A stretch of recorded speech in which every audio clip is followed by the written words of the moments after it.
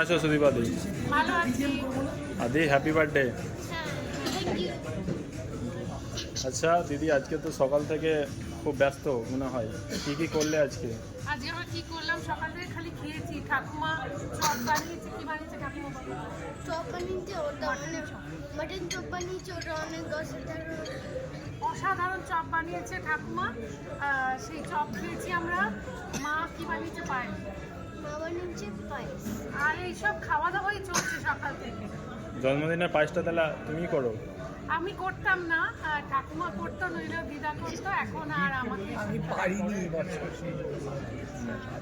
মা ঠাকুমা আর মানে চপ বানিয়েছে এত বড় বড়, সেই চপ বানিয়ে ক্লান্ত। কেমন খেতে হয়েছিল বলো? অসাধারণ। কটা চপ খেয়েছো?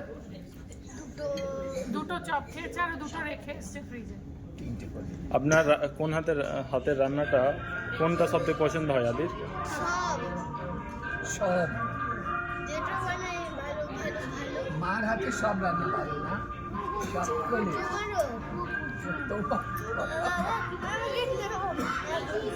একটু দাঁড়াও হয়, আস্তে আস্তে আদি বড় হচ্ছে, তার কি জন্মদিনের কোনো আবদার থাকে কি আমার এই গিফটটাই চাই? হ্যাঁ, ওর যে গিফটটা চাই সেটাও দাদার কাছ থেকে পেয়েছে। কি চেয়েছে বলো?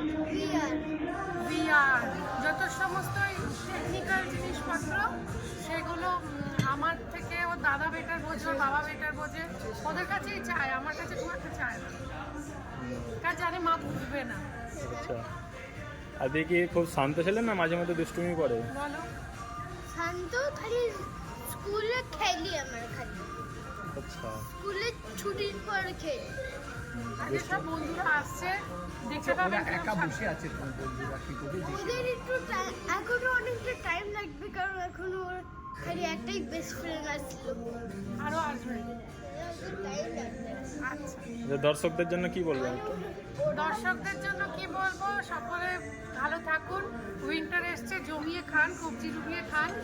আর আর বাড়িতে বড়রা থাকলে, যেরকম আমার শাশুড়ি মা আছেন বলে আমার একটা সুবিধে, আমার সব কিছুতে উনি এত ভালো রান্না করেন যে আমি এখন রনে ভঙ্গ দিয়ে দিচ্ছি।